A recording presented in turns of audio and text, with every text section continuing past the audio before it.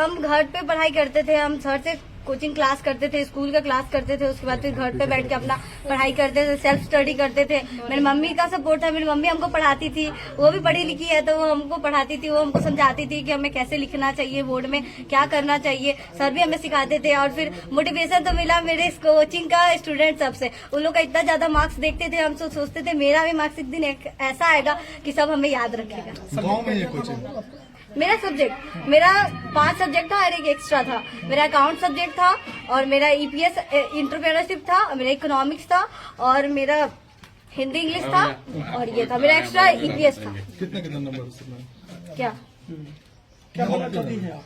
हम बनना तो सब कुछ बहुत कुछ जाता है, बट फाइनेंशियल प्रॉब्लम के हिसाब से सब बनता है।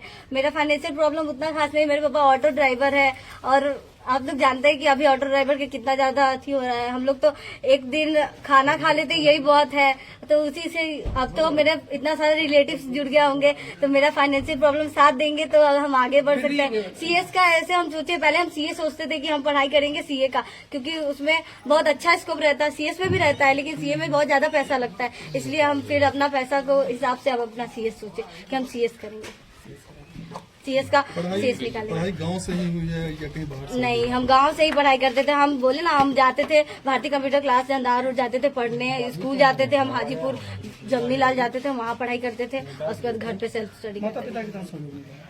माता पिता सबको जानता है कि माता पिता अगर सहयोग ना करे तो बच्चा कहीं जा ही नहीं सकता हो। माता पिता ही हमें वहाँ जाने के लिए, मेरी माँ मेरे साथ गई सर के कोचिंग, वहाँ पे वो हमें सर के पास ले गई, बोली क्या सर को बोली कि सर इसको ऐसा पढ़ाइए कि ये एक दिन टॉप कर जाए। तो फिर मम्मी पापा थे, पापा हमको कमाते थे, वो बोलते हम क्या कर सकते हैं, हम सिर्फ कमा के दे सकते हैं। तो हम, मेरा काम था पढ़ाई करना, उनको बताना कि हम आपके कमाई से हम कितना कुछ कर सकते हैं। तो मेरे पापा जो करना चाहते हैं, मेरे पापा का योगदान, मेरे पापा का सबका जैसा योगदान रहता है वैसा मेरा है और मेरे पापा का है। और मम्मी का तो घर का, मम्मी रहती है तो दोस्त की तरह रहती है। मेरी मम्मी मेरा सारा बात सुनती थी, हम जो भी बोलते थे वो हर बात को कैप्चर करती थी और मेरे साथ एकदम फ्रेंडली रहती थी। हर किसी की मम्मी होती है जो मतलब बच्चे के साथ उस तरीके से बात नहीं करता है, बिहेव नहीं करता है, उसको अलग रख दिया जाता है। लेकिन मेरी मम्मी ऐसी नहीं थी, वो जब हम पढ़ते थे तो मेरे साथ बैठती थी, वो मेरे से बातें करती थी, वो मेरा पूरा सहयोग करती थी। परेशानी कहाँ है?